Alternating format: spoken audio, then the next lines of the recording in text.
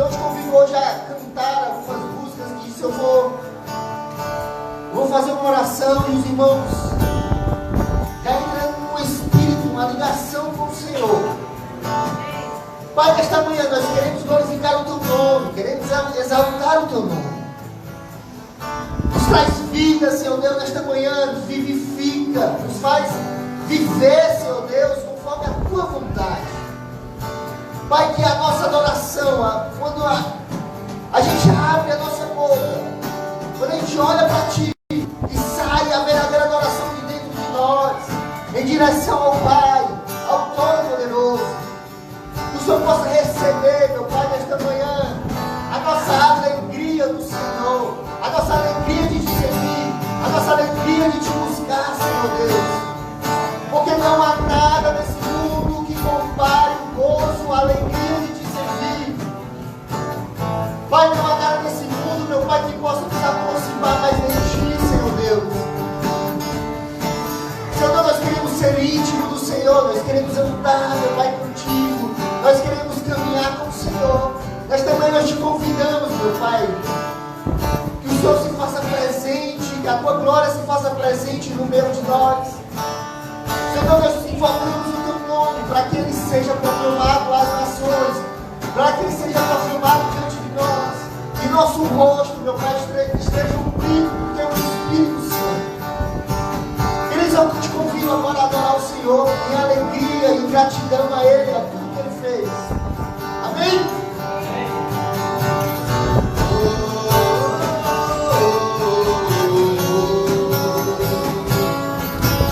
As palmas.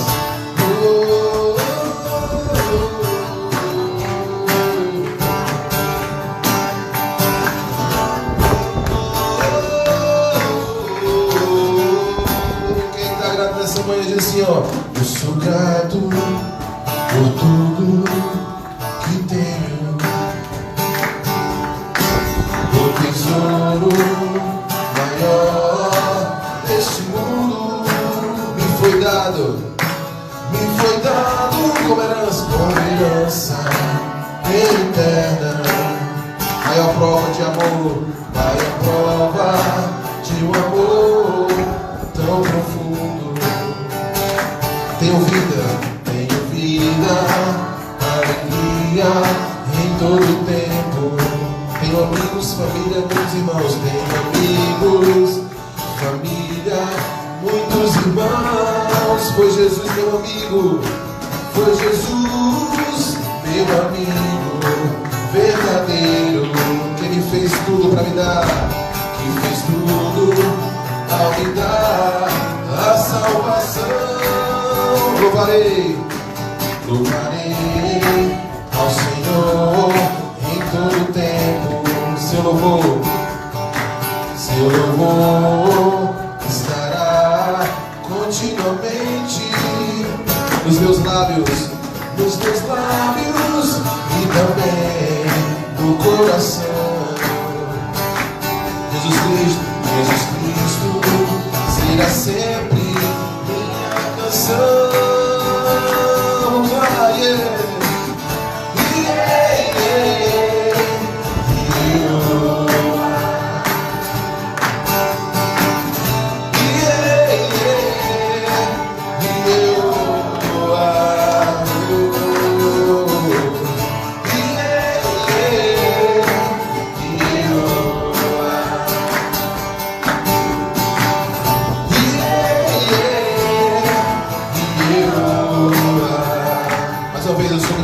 Eu sou grato por tudo que tenho. O tesouro maior desse mundo me foi dado como herança eterna. Maior prova de amor tão profundo, maior prova de um amor tão profundo. Tenho vida, alegria em todo tempo. Tenho amigos, família, muitos irmãos. Foi Jesus meu amigo, foi Jesus meu amigo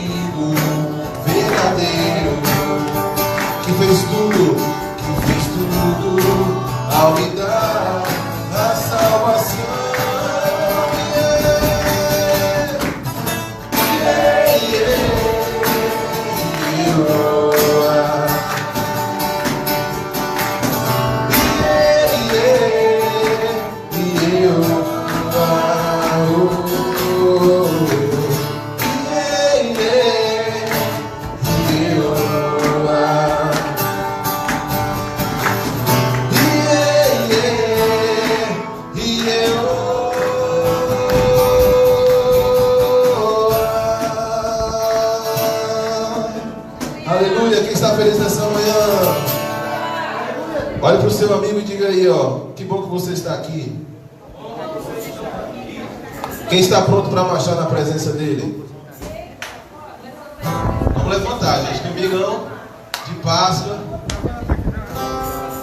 Ele ressuscitou no terceiro dia. Nós estamos felizes por isso. Amém?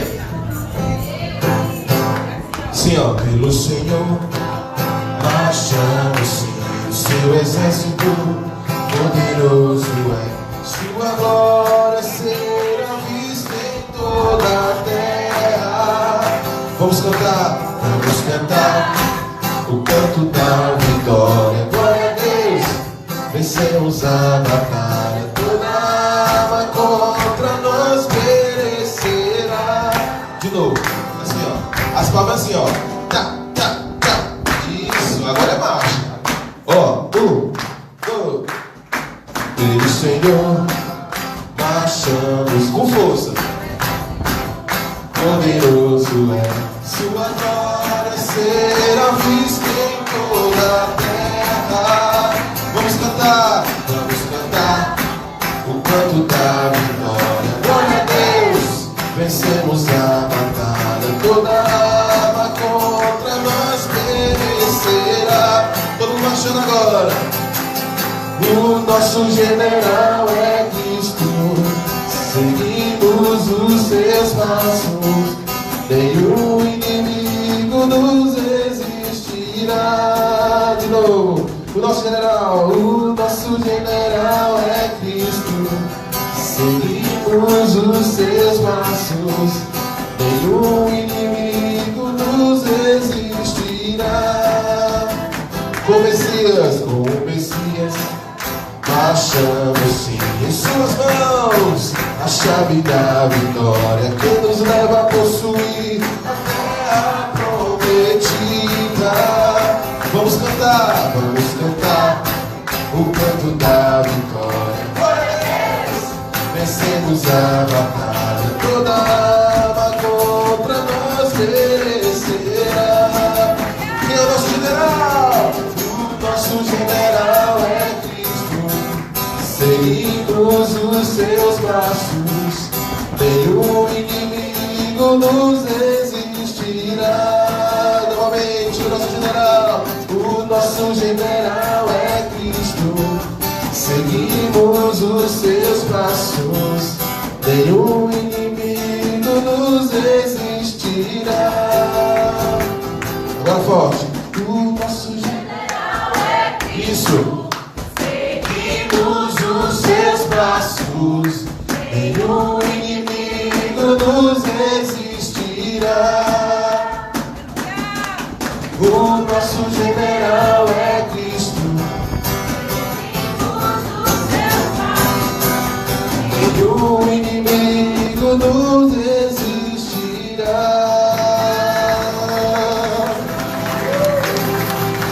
Nessa mesma força, vamos cantar outra bem novinha aqui. É só descobrir os crentes mais cringe, né? Já. Assim, ó. Ele é o leão da tribo de Judá. Jesus tomou nossas cadeias e nos libertou. Ele é a rocha da nossa vitória. A nossa força em tempo de fraqueza.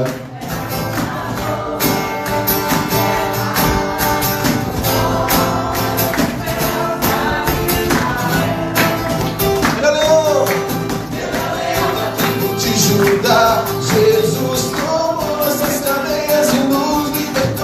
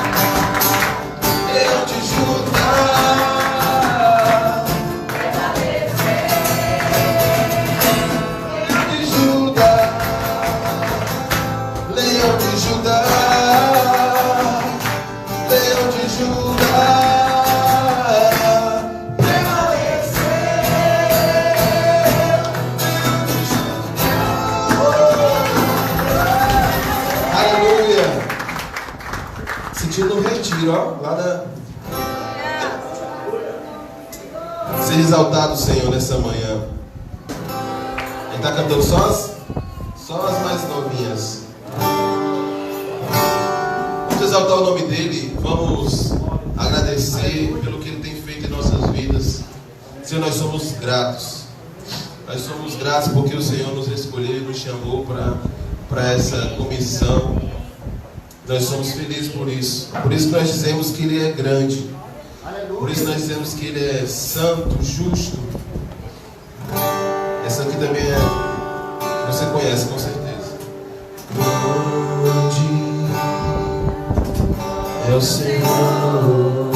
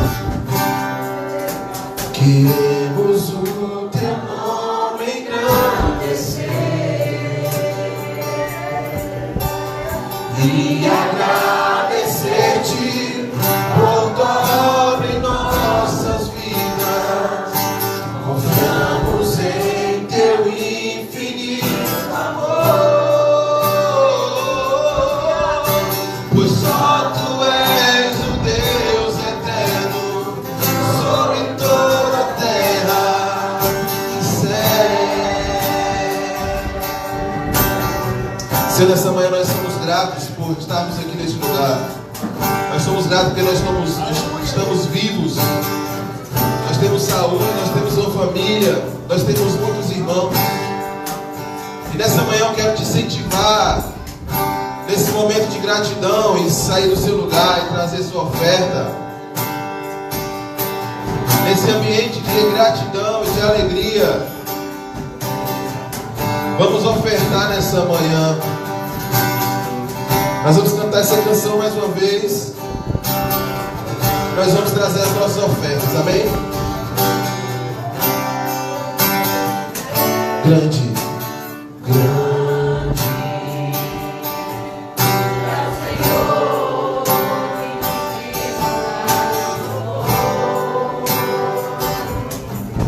na cidade do nosso Deus, seu santo monte, a alegria de toda a terra.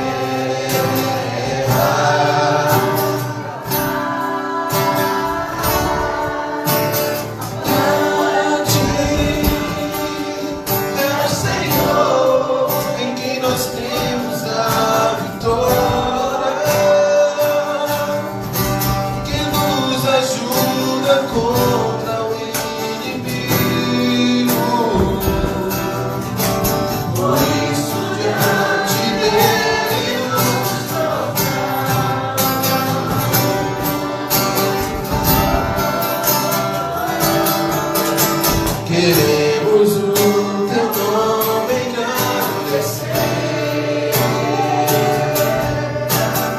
e agradecer-te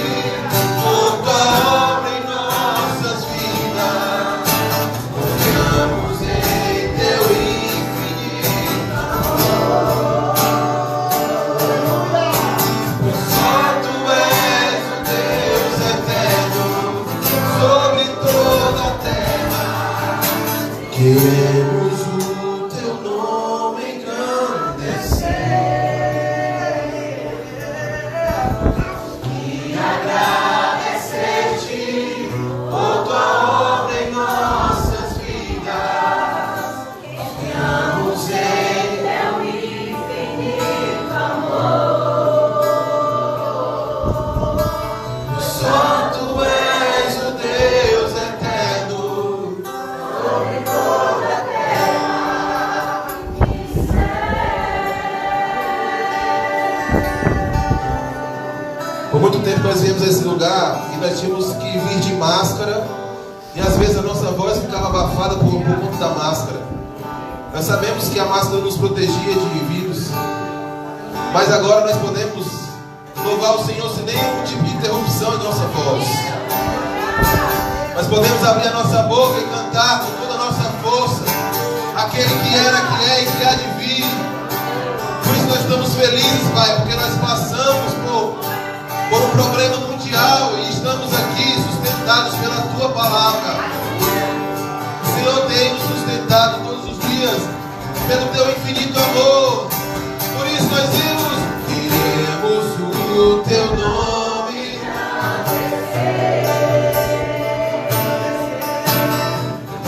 agradecer-te por tua obra em nossas vidas. Confiamos em teu infinito amor. Bem forte, pois só tu és o Deus eterno sobre toda a terra. Queremos o teu nome engrandecer e agradecer-te por tua obra em nossas vidas. Confiamos em teu infinito amor, pois só tu és o Deus eterno sobre toda a terra. Pois só tu és o Deus eterno sobre toda a terra.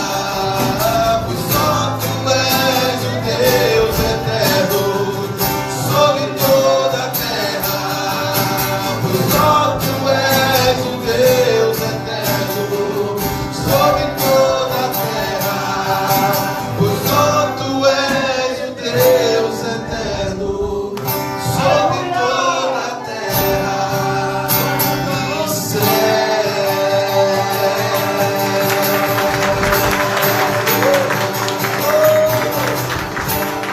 Deus, muito obrigado porque nós estamos aqui. Nós exaltamos e levantamos o teu nome. Em nome de Jesus, em nome de Jesus. Amém.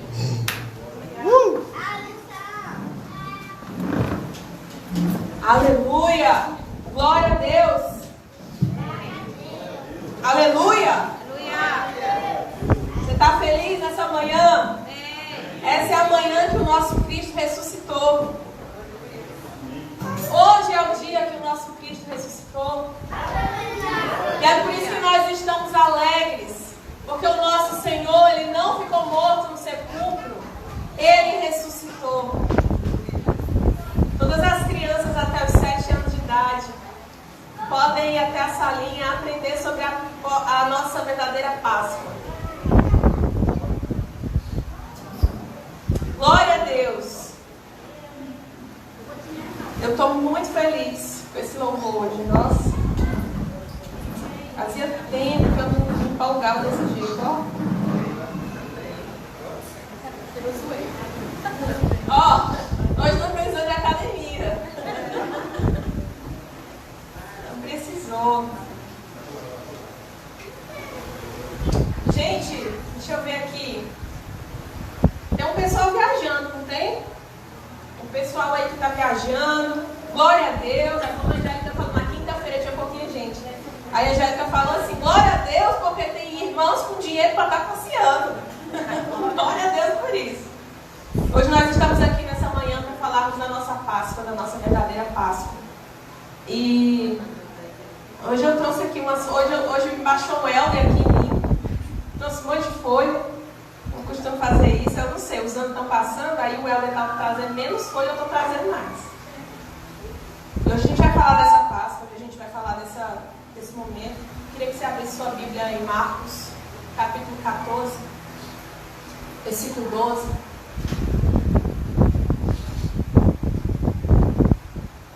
Que você esteja disposto hoje a aprender, entender o verdadeiro sentido da Páscoa. Não que você não saiba, mas um dos motivos de Deus ter proposto memoriais, festas anuais, memoriais como a ceia, é porque nós esquecemos. A gente vai viver na nossa vida, no nosso cotidiano, mas a gente acaba esquecendo das coisas.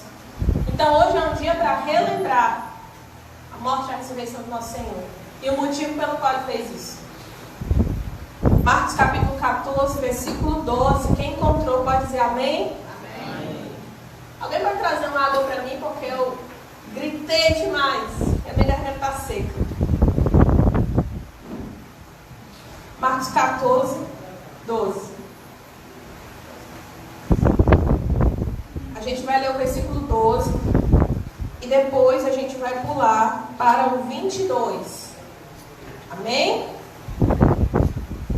O versículo 12 diz assim: no primeiro dia da festa dos pães sem fermento, ou pães asmos, dependendo da tradução que você tem aí, quando se costumava sacrificar o cordeiro pascal. Vou ler de novo. No primeiro dia da festa dos pães sem fermento, quando se costumava sacrificar o cordeiro pascal. O que fazia parte da cerimônia da Páscoa? O sacrifício de cordeiro. Amém? Os discípulos de Jesus chegaram e lhe perguntaram: aonde queres que vamos e te preparemos a refeição da Páscoa? Agora vamos pular lá para o 22. Aqui eles já estão na cerimônia da Páscoa. Olha o que acontece. Enquanto comiam, Jesus tomou o pão, deu graças, partiu e deu aos discípulos, dizendo: tomem, isto é o meu. De novo. Estou no 22. Enquanto comiam, Jesus tomou o pão, deu graças, partiu e deu aos discípulos, dizendo: tomem, isto é o meu corpo. Em seguida tomou o cálice, deu graças, partiu e deu aos discípulos. Tomou o cálice, deu graças, ofereceu aos discípulos e todos beberam. E ele disse: isto é o meu da aliança, que é derramado em favor de muitos. Eu lhes afirmo que não beberei outra vez do fruto da vide, até aquele dia em que beberei o vinho novo no reino de Deus. E depois de terem cantado um hino, saíram para o Monte das Oliveiras. Amém? Você vê que eles cantaram um hino. É interessante, né? A gente às vezes não para pensar nos momentos de culto deles. Eles tinham um momento de culto. Você pensa assim: se a pessoa está toda hora com Jesus, ela vai fazer um momento de culto? Mas eles tinham aquilo que toda a igreja deve ter, que a gente aprende lá em Atos. Eles tinham um ensino através do próprio Cristo. Que privilégio, hein? Eles tinham ensino através do próprio Cristo. Eles tinham a oração. E Cristo era o maior incentivador da oração, apesar dos discípulos serem falhos muitas vezes na oração, como nós também somos. Eles tinham os louvores. Eles tinham os hinos. Eles se reuniam e cantavam louvores. Assim como a gente vê aqui, depois de ceiar, eles fizeram o quê? Cantaram um hino. A gente vai fazer isso hoje, amém? Eles também tinham um momento de comunhão, de refeição, de partir do pão, de sentar à mesa. Porque a igreja é feita desses pontos. Comunhão, oração, é ensino e é louvor. Mais um monte de coisa, né? Que a gente tenha o prazer, a honra de usufruir. E esse texto está escrito no livro de Marcos. E uma das coisas interessantes desse livro, todo mundo está conseguindo me ouvir bem? Uma das coisas interessantes desse livro é que ele é um livro que foi escrito antes dos outros evangelhos. Você olha para a Bíblia, aí tem lá, Adriana, 4 evangelhos: Mateus, Marcos, Lucas cada um é diferente. O negócio não adianta, você pode ter trigêmeos iguais assim, fisicamente e tal, mas cada um vai ter uma personalidade. Cada evangelho tem a sua personalidade. Então a gente vê que o evangelho de Marcos, ele é um evangelho diferente, ele foi o primeiro evangelho. Os outros evangelhos foram escritos com base em algumas informações desse evangelho. Esse Marcos era um jovem. E quando a gente vê o evangelho de Marcos, a gente pensa, nossa, será que Marcos conviveu com Jesus? Será que Marcos viu tudo isso acontecendo? Como foi que ele pegou essas informações? Será que Marcos foi como Lucas, que foi investigar as pessoas para poder fazer, né, um estudo sobre a vida de Jesus e escrever aquele evangelho? A verdade é que Marcos participou de boa parte daquilo que aconteceu com Jesus. Não tudo, porque ele não era um dos apóstolos. Mas grande parte daquilo que acontecia, Marcos ele via, e ele era apenas um jovem. Mas depois que Cristo morreu e ressuscitou, depois que a igreja foi enviada em sua missão, aquele rapaz ele começou a entrar dentro do que a gente chama de missão, de ministério mesmo, missionário. E aí ele partiu em uma viagem missionária e ele era familiar de Barnabé. Só que apesar de ele ser familiar de Barnabé, a pessoa do qual ele mais se aproximou e mais caminhou junto não foi Barnabé, foi Pedro. Pedro possivelmente foi o que a gente chama de discipulador de Marcos. E aí Pedro era essa pessoa, sabe, que a gente sempre incentiva os jovens a procurar alguém mais velho, no qual você possa caminhar junto, essa pessoa possa te ensinar, te passar as experiências. É sempre bom quando um jovem tem uma pessoa mais velha de referência. A pessoa mais velha de referência do Marcos era o Pedro. Então ele caminhava com Pedro, ele andava com Pedro, ele aprendeu com Pedro. Só que Pedro foi ficando velho. E aí Marcos pensou, meu Deus, essas memórias de Pedro, elas precisam ser gravadas, elas precisam ser guardadas. Então Marcos se disponibilizou a ser a primeira pessoa que decidiu escrever essas memórias, através da visão e da perspectiva de Pedro. Pedro, em sua velhice, narrou tudo aquilo que ele passou com Jesus, que ele presenciou, e Marcos escreveu tudo isso. Isso foi o que deu origem ao primeiro evangelho, foi Marcos. Cada um tem sua história, essa é a história de Marcos. E quando a gente começa a entender a história de Jesus, a nossa vida parece que vai ganhando mais sentido, porque parece que as coisas fazem mais sentido. Eu estava lendo uma reportagem de um cientista, e ele era pós-graduado, umas formações aí, e ele disse que nunca leu um livro no qual ele olhasse e dissesse assim, esse livro me entende. Ele nunca se sentiu assim, e ele nunca se identificou com nenhuma história de nenhum livro. Só que um dia, ele ganhou uma Bíblia, e ele foi ler a Bíblia assim, sabe, sem nem dar muito crédito.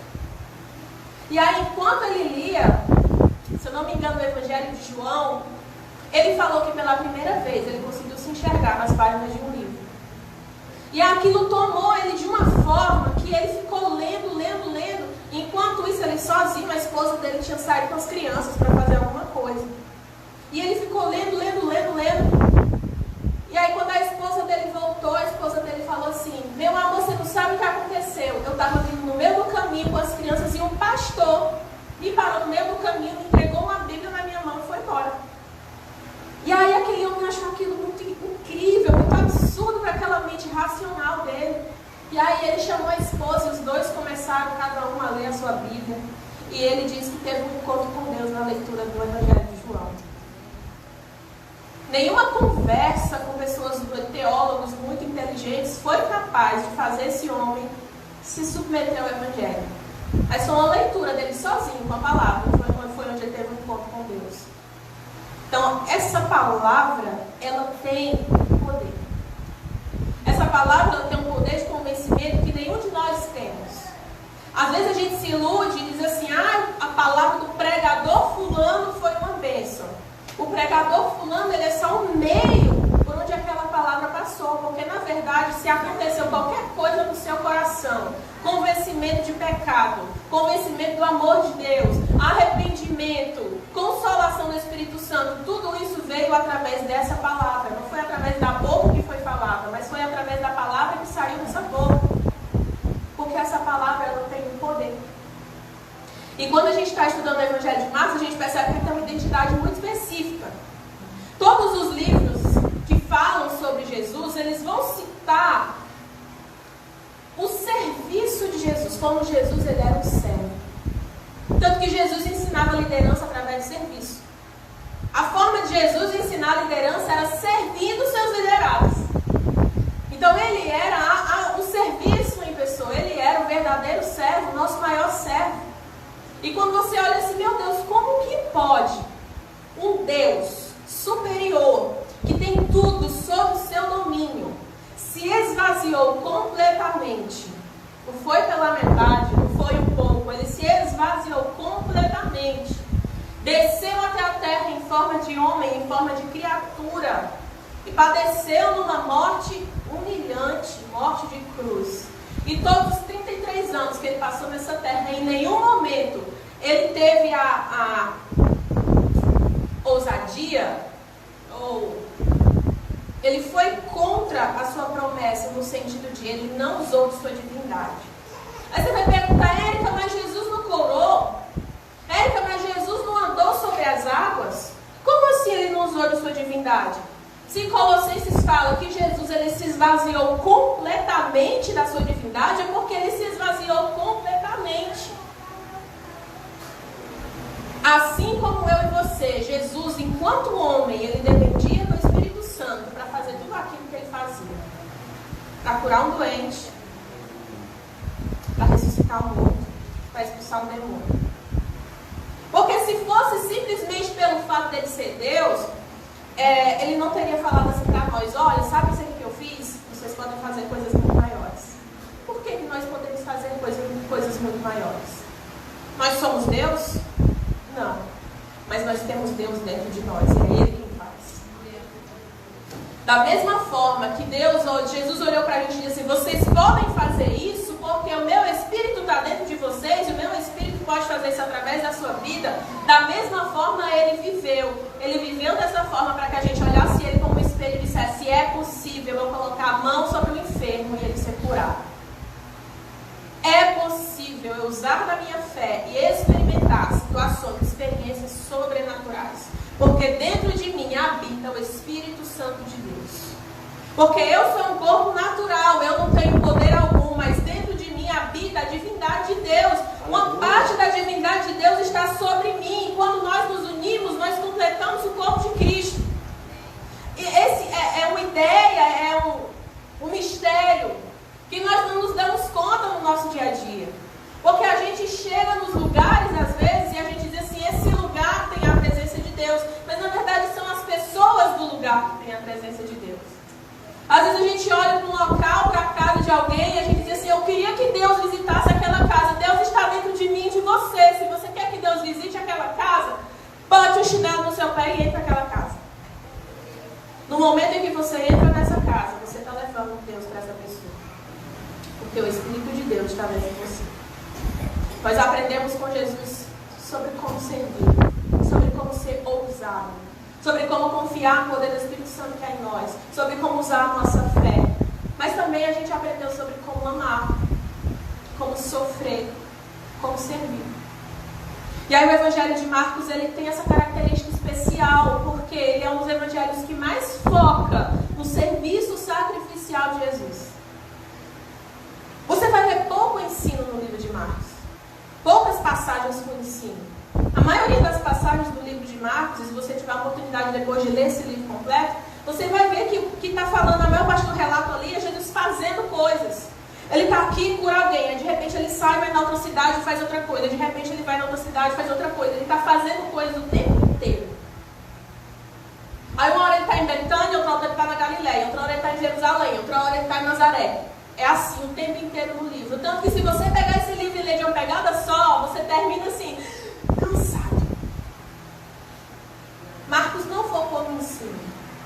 Marcos focou na ação. É como se ele dissesse assim, esse Jesus que nos amou é o Jesus que fez. Porque é impossível nós falarmos que amamos e servimos alguém sem isso ser transformado numa atitude.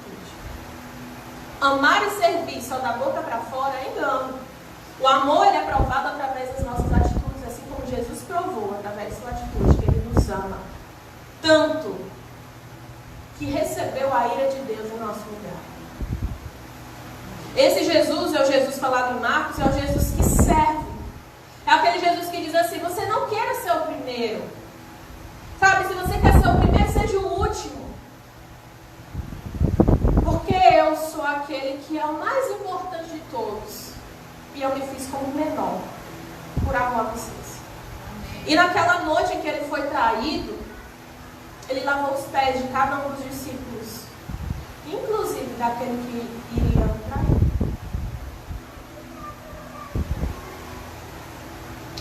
O Helder falou sobre esse lava-pés aqui um dia, né? Na última sexta, se não me engano, que a gente teve, foi, ó. Foi esse mês. E aí ele falou sobre essa cerimônia do lava-pés, pra gente compreender do que se tratava, de fato, qual o princípio que estava por trás disso. Ele não está dizendo assim, vai e lava o pé de todo mundo, mas ele é como se ele estivesse dizendo assim: sirva as pessoas, não se sinta superior. Não se importe com imagem, não se importe com posição, sirva e ame. Até o seu inimigo. Até aquele que te traiu. Até aquele que vai falar mal de você. Até aquele que você pensou, nunca imaginei que essa pessoa fosse fazer uma maldade dessa comigo. Até essa pessoa você deve amar e servir. Porque o Evangelho é isso. O Evangelho não é apenas amar o próximo como a mim mesmo. O Evangelho é amar o próximo como Jesus nos amou. E Jesus nos amou quando nós ainda estávamos mortos em nossos delitos e pecados. Ele não nos ama porque nós somos bons e porque aceitamos Ele. Antes mesmo da gente se submeter a esse Evangelho e entendermos que nós somos escolhidos, antes de qualquer coisa, Ele já nos amou. Por isso que não é mérito. É um serviço sacrificial. E nessa noite que nós lemos aqui, era a festa de quê? Da Páscoa. E a gente leu que na festa da Páscoa, eles sacrificavam um cordeiro. Por quê? Como é que começou? Como é que foi instituída essa festa? O povo de Israel estava no Egito, sendo escravizado por mãos duras, pesadas daquele faraó. Foi quando Deus resolveu se levantar no sentido de tomar uma ação em prol daquele povo. E aí teve todo aquele processo da libertação e dos 10 golpes que Deus lançou sobre o Egito. Só que tem uma coisa interessante. Quando Deus mandou aquele golpe, sei lá, das saraivas e das pedras que vinham do céu, isso não atingiu o acampamento dos judeus. Quando Deus mandou qualquer tipo de golpe lá, os 9 golpes, esses golpes não atingiam eles. E o faraó ficava louco com isso, porque só atingia o que? O Egito. E aquele pessoal que estava ali, os escolhidos de Deus, não eram atingidos por esses golpes. Só que teve o último golpe. O golpe da ira e da justiça divina. E o golpe da ira e da justiça divina, ele atingiria todos os povos, inclusive os escolhidos de Deus. Está pensando nisso? É por isso que no dia do último golpe, que foi a noite que precedeu a libertação deles, Deus disse assim: mate um cordeiro, derrame o sangue dele, marque o sangue dele nos umbrais da sua porta, que quando eu passar e eu ver o sangue do cordeiro, eu não vou entrar e lhe matar, eu vou passar direto, e sobre você não cairá a ira ou a injustiça. E aí ele diz assim: reúna-se com a sua família nessa noite, matem esse cordeiro, coloquem o sangue nos umbrais e coma esse cordeiro. E você deve comer esse cordeiro inteiro, não deixe nenhum pedaço sobrando. Se você e a sua família for pequena e vocês não conseguirem comer um cordeiro inteiro juntos, chama os vizinhos, compartilhe com alguém, mas coma inteiro, não deixe nenhum pedaço. E depois, no dia seguinte, vocês serão libertos do Egito. O que aconteceu nesse momento foi que aquelas pessoas passaram a agir por fé. Quem que garantia a elas que isso ia dar certo? Quem é que garantia a elas que ia acontecer isso e que se tivesse uma marca de sangue no umbral da minha porta, o meu primogênito não iria morrer? Naquela noite uma coisa é certa: em todas as casas daquele lugar, alguém iria morrer. Seja um primogênito, seja um cordeiro. Alguém iria morrer. Então, se você obedeceu a Deus e tinha fé, a quem iria morrer na sua casa era um cordeiro. Mas se você não obedeceu, não creu, quem iria morrer era o seu primogênito. Mas alguém ia morrer. Porque a justiça divina teria que ser derramada. E ela seria derramada sobre alguém. Na casa daqueles que creram, foi derramada sobre o cordeiro. E aí Deus diz assim: a partir de hoje, todos os anos, vocês vão comemorar essa festa. Vocês vão comemorar esse livramento. Vocês vão comemorar essa noite. Vocês vão comemorar essa libertação. E aí no dia seguinte, o que aconteceu? Eles pegaram tudo que eles tinham ali e já estavam no meio do caminho para sair do Egito. Essa é a Páscoa dos judeus, que era falada antes e que, se você perguntar até hoje para um judeu, ele vai dizer: essa é a nossa Páscoa, essa é a nossa comemoração. O momento mais importante da nossa história foi o momento da nossa libertação. Foi quando eu fui livre do Egito e quando Deus se tornou o nosso Senhor de fato e nós passamos a ser o seu sacerdócio, nação santa e eleita dentre todas as outras nações. Esse foi o dia mais importante da nossa história. É isso que os judeus falariam para você.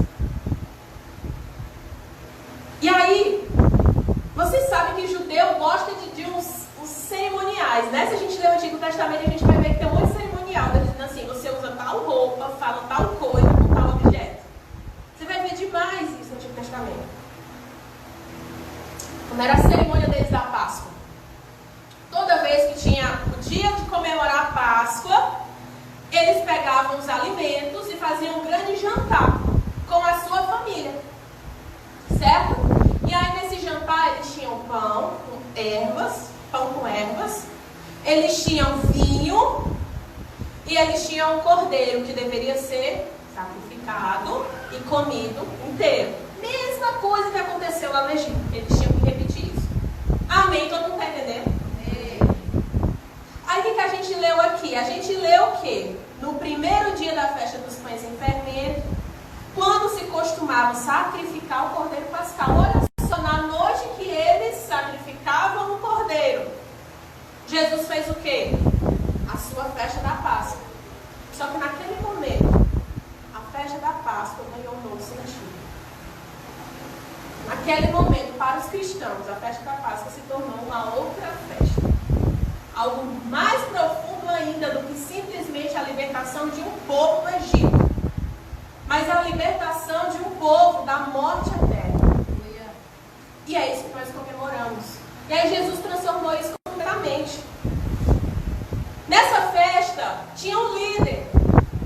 Vocês sabem que na família, as famílias judaicas, existe muito isso da questão da liderança masculina. O homem, o chefe da casa, o líder, aquele que ensina os seus filhos, aquele que protege. Então, no dia da festa da Páscoa, esse homem colocava, essa mulher colocava todos os elementos na mesa, chamava toda a sua família, reunia, e esse homem, o líder da casa, ele pegava cada elemento e dizia: esse é o pão que simboliza o sofrimento dos nossos antepassados no deserto, o pão que simboliza o maná que eles comeram no deserto. Esse aqui é o vinho que simboliza as mortes das pessoas do deserto, o vinho que simboliza tarará, tarará. E aí ele ia falando de cada coisa. Aí falava do cordeiro. Esse aqui é o cordeiro. O cordeiro simboliza o dia em que nós somos libertos da morte. Esse cordeiro simboliza o dia em que o sangue dele nos livrou da justiça divina. Chegou o momento da festa. Quem é que se levanta apresentando os elementos? Jesus. Jesus era o líder. Jesus se levanta e chega o momento de ele apresentar esses elementos. E era uma coisa, lembra, eles faziam todos os anos da mesma forma. Já fazia mais de 1000 anos que o êxodo havia ocorrido. E todos os anos eles faziam exatamente da mesma forma. Mas aí vem um homem, mano, que se levanta. E na hora dele falar assim, ó, esse é o pão que simboliza o sofrimento do povo de Israel no deserto, ele não fala isso. fugiu do script. O que Jesus fala? Vamos ver. 22. Enquanto comiam, Jesus tomou o pão, deu graças, partiu e deu aos discípulos, dizendo: tomem, isto é o meu corpo. Como assim? Como assim? Isso era um roteiro que vinha sendo falado há centenas de anos, há mais de 1000 anos. Há mais de 1000 anos o roteiro era: esse é o pão, que simboliza o sofrimento do povo no deserto. Mais de 1000 anos repetindo a mesma frase, mais de 1000 anos repetindo a mesma cerimônia. De repente chega um homem e diz: esse é o pão, que simboliza o meu corpo. Como assim? Que ousadia é essa de Jesus de falar um negócio desse? Além do mais, era a cerimônia da Páscoa instituída pelo próprio Deus. Foi Deus que disse como é que era para ser feito. E aí ele pega, é como se ele pegasse a cerimônia da Páscoa, que era a cerimônia do povo judeu e que simbolizava o livramento de Deus, e ele pegasse aquela festa e dissesse assim: agora, sabe toda essa festa aqui que vocês fazem há milhares de anos, todos os anos? A verdade é que tudo isso aqui é sobre mim.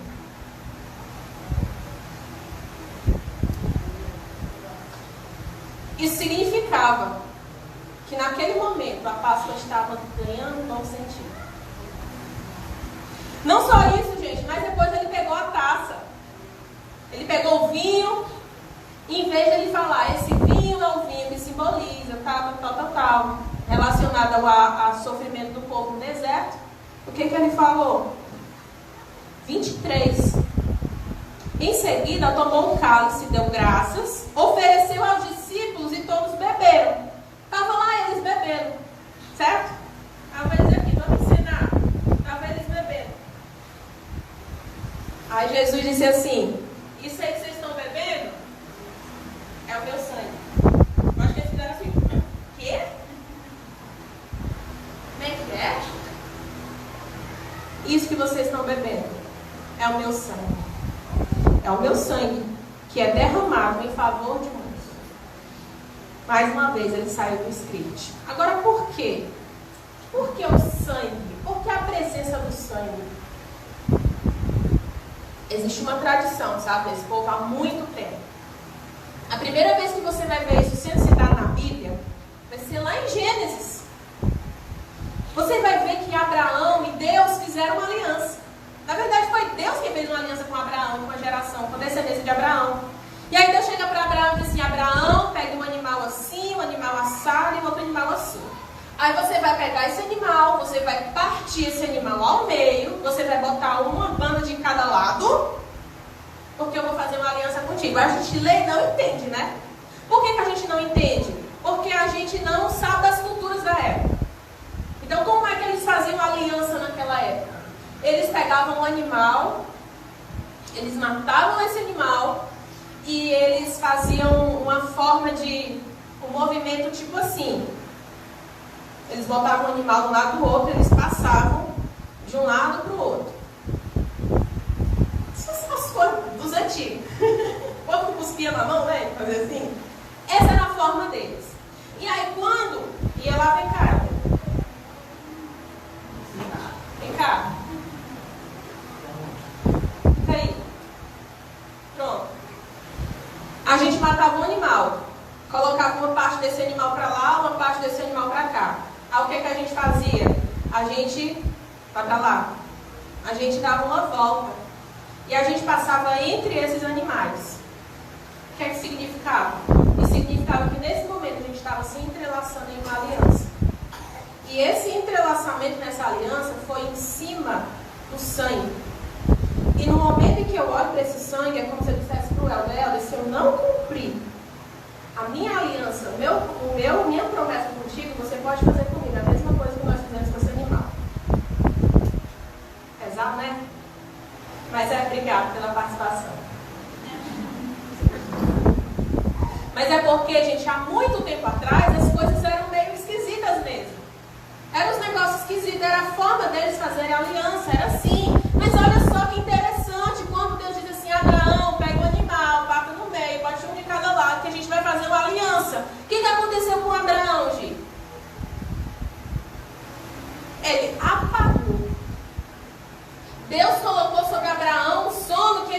acabou. Quando Abraão desperta, o que estava acontecendo? O próprio Deus, se eu não me engano, em forma de fogo, eu acho, estava passando sozinho entre os animais. O que isso significa? Deus dizendo assim: eu estou fazendo uma aliança com você e sua descendência. Independente de você, eu estou fazendo aliança. É por isso que na Bíblia a gente fala que Deus permanece fiel mesmo diante da nossa infidelidade. Porque a aliança que Deus fez e a promessa que Deus fez não foi simplesmente com a gente. Ele fez uma promessa para Ele mesmo. Ele fez um compromisso com Ele mesmo. Que Ele se manterá fiel a nós. Então, por isso que quando a gente erra, Ele está de braços abertos para nos receber mediante o nosso arrependimento, porque o compromisso que Ele fez também foi com Ele mesmo. Ele disse: eu vou estar com vocês. E foi um compromisso que depois se transformou em algo prático, em algo que era real, que era palpável, não era só da boca para fora. O compromisso de Deus com as pessoas se tornou algo de fato, teve derramamento de sangue de verdade. Não foi só teoria assim, foi na prática. Olha só, Marcos 14, 23, deixa eu ver aqui.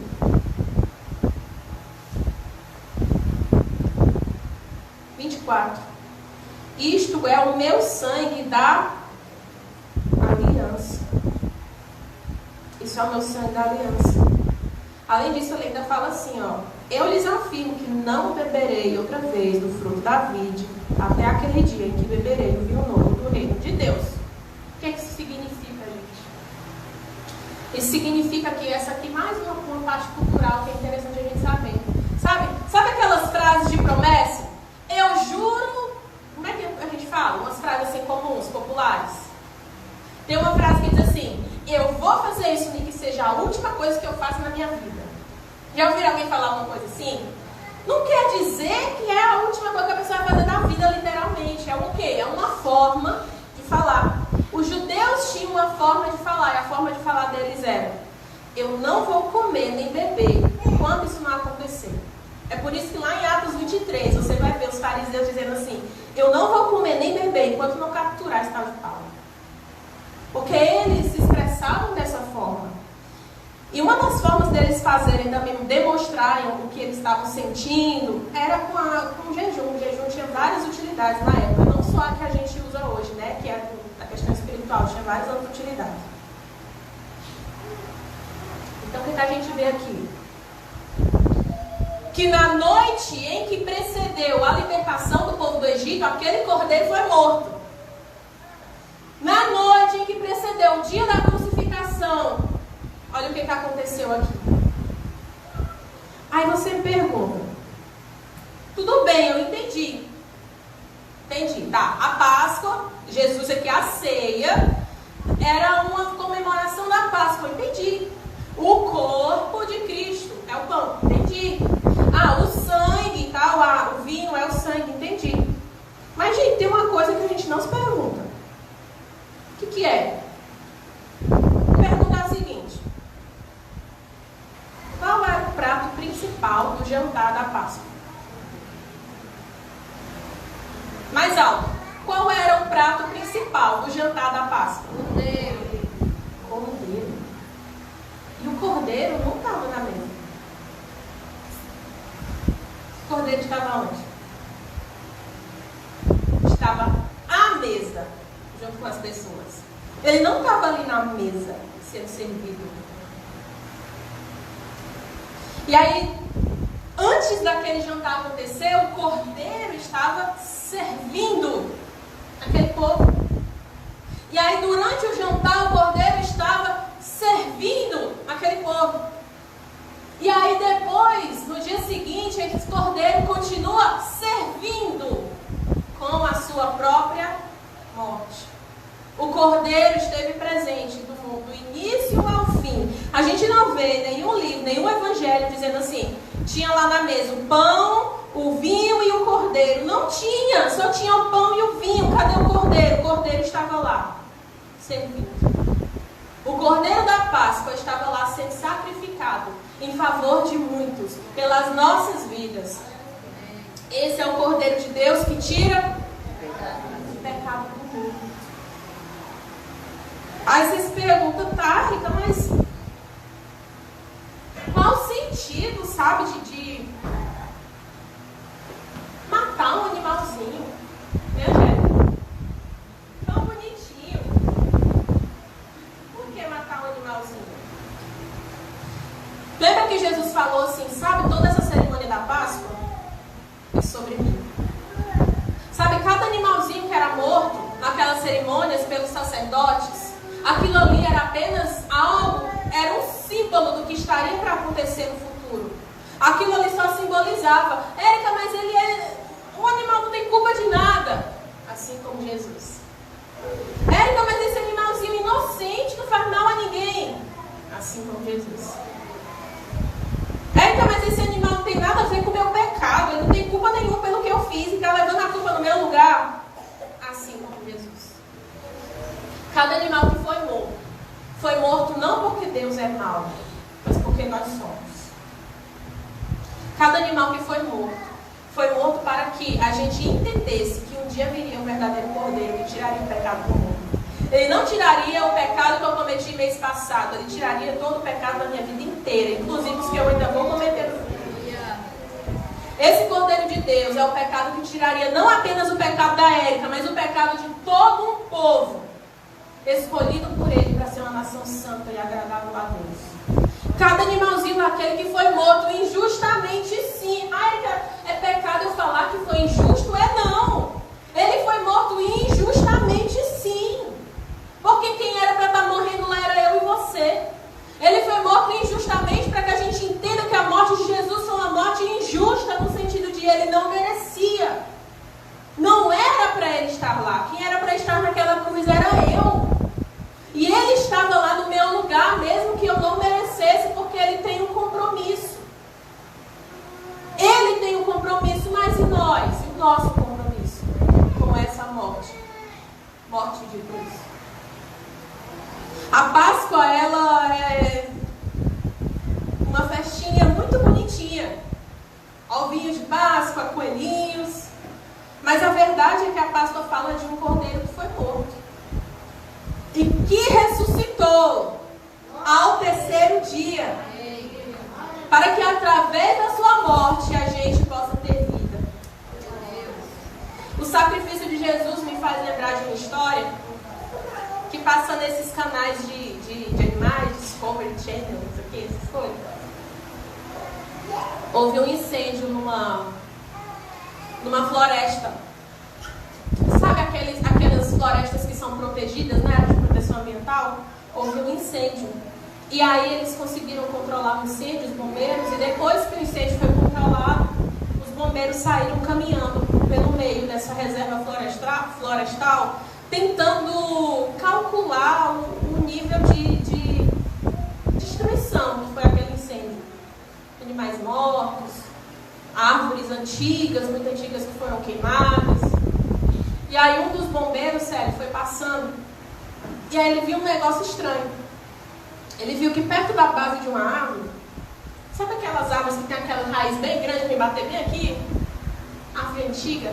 Tinha um espacinho assim, com um negócio em cima, que parecia um pássaro. Aí ele falou, não, que estranho. Parece um pássaro carbonizado. Mas não faz sentido ser um pássaro carbonizado. Por quê? Porque no incêndio os pássaros são os primeiros a fugirem. Eles têm a liberdade de quê? De abrir suas asas e voar. É diferente de outros animais que às vezes não tem como fugir, o pássaro sempre vai ter como fugir. Ele só fica no incêndio se ele quiser. E aí ele pegou um graveto, sério, e foi lá cutucar. O que ele achou? Quando ele pegou o graveto e cutucou, ele disse que era um pássaro. E esse pássaro, ele estava tão queimado que chega, estava petrificado, assim por fora. Mas quando ele puxou esse pássaro, lá embaixo, dentro de um buraquinho, no fundo da árvore, tinha 3 filhotinhos vivos. A gente vê que aquela passarinha, ela poderia ter ido embora. Ela poderia ter aberto suas asas e ido embora. Mas o que ela fez? ela entregou a própria vida. Ela sacrificou a própria vida para salvar a vida dos seus filhos. E aí esses 3 passarinhos estavam vivos. E aí esse bombeiro ficou tão emocionado porque ele viu que até a própria natureza, ela mostra para nós como deve ser um amor verdadeiro. A própria natureza, ela demonstra para nós o cuidado de uma mãe com o filho. Imagina de Deus com seus filhos. E é por isso que Jesus diz assim, eu até anotei aqui, ele fala, Jerusalém, Jerusalém. E eu imagino a dor de Jesus falando isso, quando ele diz, Jerusalém, Jerusalém, que mata os profetas e apedrejas aqueles que te são enviados. Quantas vezes eu quis ajuntar teus filhos como uma galinha ajunta os seus filhotes debaixo das suas asas e vocês não quiseram. Quantas vezes, Jerusalém, eu quis te colocar debaixo das minhas asas e te proteger. Quantas vezes, Jerusalém, eu quis que você estivesse aqui debaixo dos meus braços e da minha proteção e você não quis. Você não quis. Mas mesmo assim, eu fui consumida até a morte por você. Mesmo você não querendo Jerusalém, ainda assim eu fui consumida, eu deixei ser queimado pela ira de Deus até a minha morte para que você tivesse vida. Mesmo você não querendo Jerusalém, eu fiz um sacrifício substitutivo, eu me coloquei no seu lugar. Que amor é esse? Que amor é esse? Que mesmo a gente não querendo, que mesmo a gente negando, que mesmo a gente colocando ele de lado, que mesmo a gente descartando tantas vezes, ele diz assim, mesmo que você não queira Jerusalém, eu me coloquei no seu lugar e eu te protegi para que você não fosse morto, para que você tivesse vida, para que você tivesse paz. Jerusalém, esse é o nosso Cordeiro. Esse é o Cordeiro que deu a sua vida em resgate por muitos. Mas não basta que você saiba. Não basta que você saiba que o Cordeiro tira o pecado. Não basta que você marque o sangue do Cordeiro na sua testa. Você precisa comer esse Cordeiro. Você precisa se alimentar desse Cordeiro. Porque lá na festa da Páscoa, Deus disse assim, não deixe sobrar um pedacinho desse Cordeiro, coma ele inteiro, coloque ele dentro de você. Se encha desse Cordeiro, porque é esse Cordeiro que vai te dar força para você caminhar e fazer o percurso da libertação. Porque na noite anterior da libertação, aquelas pessoas tiveram que encher as suas barrigas e comer o máximo que elas podiam daquele Cordeiro. Não adianta a gente entender que o Cordeiro tira o pecado. Não adianta, a gente precisa comer desse Cordeiro. E é por isso que na ceia a gente come do pão. E coma mesmo desse pão, entendendo que você está se alimentando do nosso Senhor Jesus. E que não há problema nenhum, você precisa se alimentar do nosso Senhor Jesus. Você precisa, por quê? Porque Jesus, ele é o alimento que vai satisfazer as nossas necessidades. Jesus é o alimento que vai nos fortalecer para que a gente possa percorrer todo o caminho estreito até chegar àquele grande dia do encontro. Se eu não me alimento do Cordeiro, Marta, eu não tenho forças para caminhar até aquele dia. Eu preciso desse Cordeiro, porque é só através dele que eu consigo. É só através dele que eu fico nutrida. A ceia, ela é uma refeição. Você nessa manhã vai se alimentar de Cristo. Em todos os aspectos. Nós nos alimentamos de Cristo através dessa palavra que é o nosso alimento. Quando Deus fez Adão, soprou em suas narinas, a Bíblia fala que ele soprou o seu fôlego sobre Adão. O fôlego de Deus sobre Adão. E essa palavrinha no original, teopneustos. Qual é a única outra parte da Bíblia que fala desse tal de teopneustos? É lá em Timóteo, quando diz que a palavra, ela é o teopneustos de Deus. A palavra, ela é a essência de Deus. Então, se lá no Éden Deus soprou nas narinas do homem para que o homem recebesse Deus, o que aqui eu preciso fazer hoje para receber esse Deus? Eu preciso deixar que o fôlego dele entre dentro de mim. Essa palavra que é a inspiração do próprio Deus. E para a gente concluir essa noite, amanhã, vocês sabem que a refeição da Páscoa, gente, ela era feita em família, tá? Deus diz assim: pega a sua família, faça com a sua família. Mas pela primeira vez na história, Jesus mais uma vez sai do script. E em vez de ele dizer para os apóstolos, cada um vá para a sua família, ele faz o quê? Ele reúne os apóstolos, ele reúne os discípulos ao redor do Cordeiro. Por que ele está fazendo isso? Mais uma vez, gente, aquela cerimônia da ceia, ela é cheia de significados. No momento em que Jesus, ele não incentiva as pessoas a estarem com a sua família na Páscoa, mas a estarem juntas, unidas ao redor dele, é como se ele dissesse assim: olha para o lado. Olha para o lado, vocês. Olha para o lado. Quando Jesus, ele traz todos os apóstolos, os discípulos ao redor dele na Páscoa, ele está dizendo assim: olha a sua família. Olha aqui a sua família. Eles são a sua família, aquele que faz a vontade do meu Pai. É o seu irmão e a sua irmã. Essa é a sua família. Esse corpo é o seu corpo. E esse Deus é o Deus que todos vocês têm em comum. Por isso que nós somos uma família. E aí eu li uma coisa que eu achei tão linda. Olha só, escute. O que une os cristãos não é a educação em comum, não é a mesma raça, não é nível de renda, não é opinião política, não é nacionalidade, não é sotaque, nada do tipo. Os cristãos são unidos porque foram salvos por Jesus e ponto final. Isso é o que nos une, isso que faz um monte de inimigos naturais se amarem e servirem uns aos outros. É por isso, quero te convidar a ficar de pé. O momento da ceia faz outra coisa também muito linda.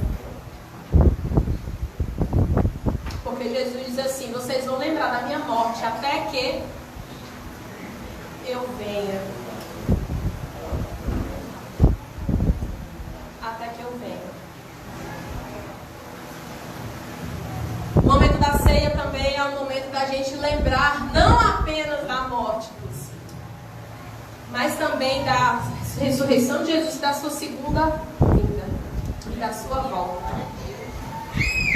Sabe, quando você é um filho, digamos assim, vamos dar um exemplo. Você tem, eu sou aqui, adolescente, tenho meus 14 anos de idade. Minha mãe saiu para trabalhar, certo? Aí a minha mãe está voltando do trabalho, ela me deixou uma ordem, Cristiano. Ela disse assim: Érica, arruma a casa para quando eu chegar em casa, a casa está arrumadinha, certo? Foi a ordem que minha mãe me deu. Aí ela foi. Aí lá vem a minha mãe voltando do trabalho. Marli, se eu arrumei a casa, eu vou ter algum medo de encontrar com a minha mãe quando ela voltar? Eu vou abrir a porta com o maior prazer. Mãe, olha como a casa está arrumada. Agora, se eu não arrumei, Marli, se eu não arrumei, ficar tensa, nervosa, com medo, eu vou até fugir. Eu vou até fugir. Como é que está a sua casa hoje?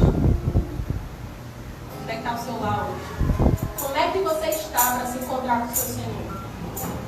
Como é que é para você pensar na volta desse Deus, já que Jesus diz assim: cada vez que vocês ceiam, vocês vão lembrar de mim até que eu venha. Como é lembrar dessa vinda dele? Como é pensar nessa vinda? O que você sente? Vamos relembrar a morte do Senhor nessa manhã, através dessa música, mas daqui a pouquinho, assim que você abrir os seus olhos no final dessa música, nós vamos cear todos juntos. Amém? Amém.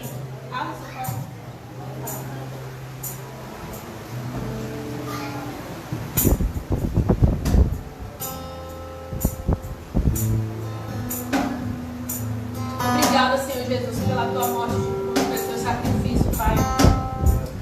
Porque mesmo sem a gente merecer, mesmo sendo falhos, mesmo sendo pecadores, Deus, mesmo sendo como pintinhos que fogem das asas da sua mãe, ainda assim, Senhor, ainda assim o Senhor resolveu ser queimado até o fim em nosso lugar.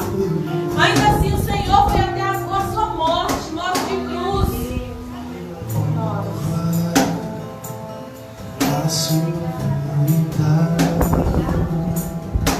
É bom desabafar tudo que sentes.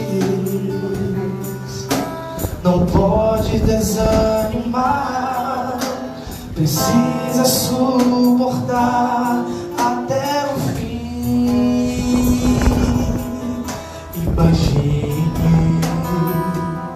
lá no Calvário, Jesus Cristo foi por ti crucificado,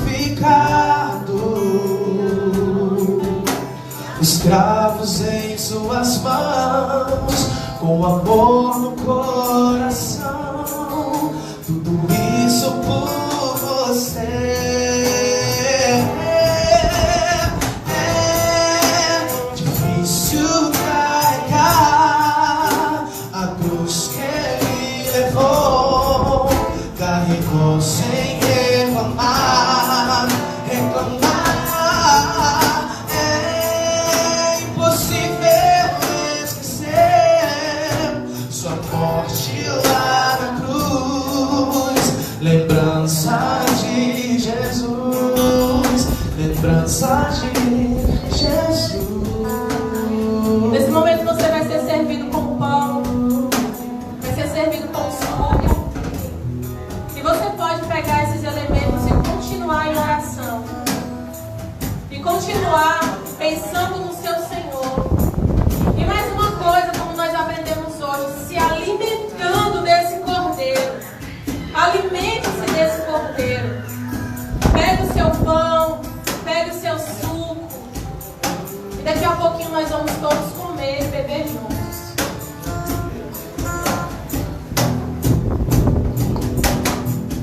Imagine lá no Calvário, Jesus Cristo foi por ti crucificado, os cravos em suas mãos, o amor no coração, tudo isso por você. Difícil carregar a cruz que ele levou, carregou sem reclamar, é impossível esquecer sua morte lá na cruz. Lembranças de Jesus, lembranças de Jesus.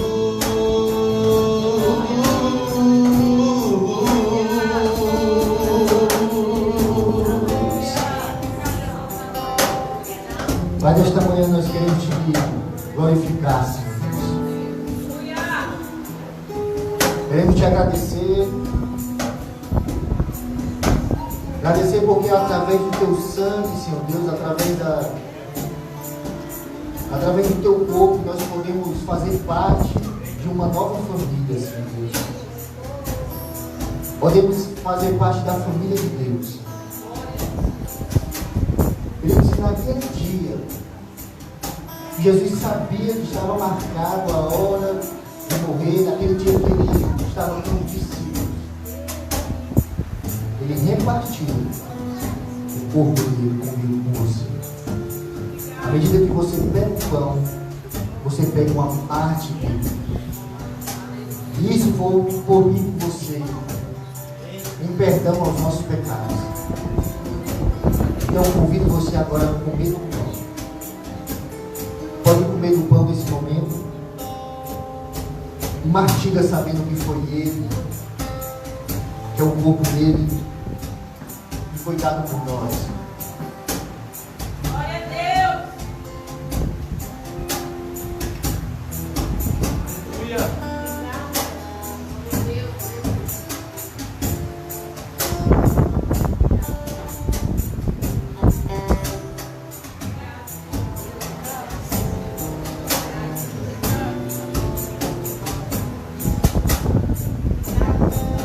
Obrigado, Senhor Deus.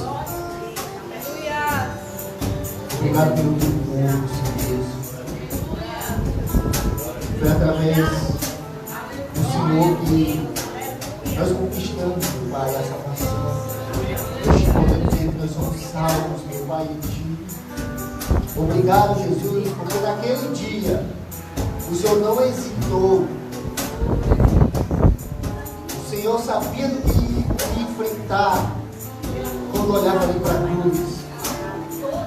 Mas o Senhor foi em direção a ela, sofrendo, meu Pai, as dificuldades, Senhor Deus, por amor a mim, por amor ao mundo inteiro, Senhor. Nós te glorificamos por isso, porque hoje nós podemos compreender essa liberdade que nós temos no Senhor. E naquela mesma noite, ele sabia que ele havia de ser traído, ele sabia que havia alguém que entregar ele. Ele pegou o cálice, que representa uma nova aliança, uma nova vida, uma nova maneira de pensar. Ele tomou o cálice. E representa também a promessa dele da sua volta, a resgatar a noiva do mundo. Então eu te convido agora a beber no cálice.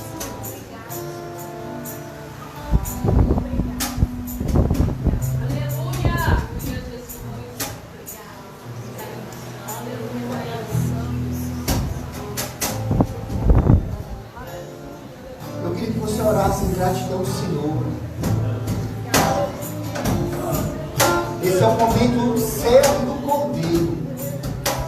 O momento que você entende o que aconteceu. O momento que você entende.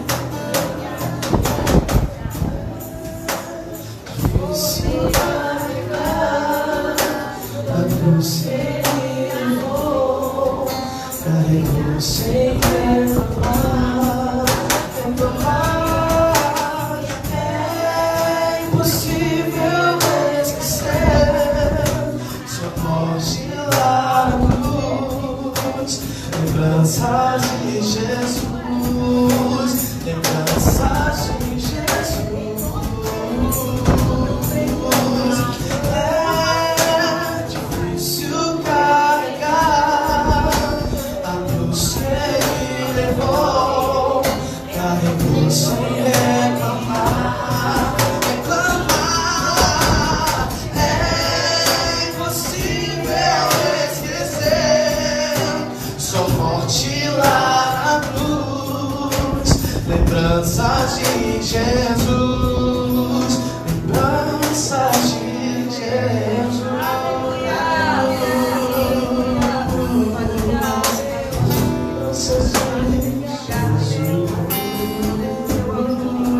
Aleluia! Será que nós podemos dar glória a Deus? Vamos bater palmas ao Senhor. Gratidão, aleluia!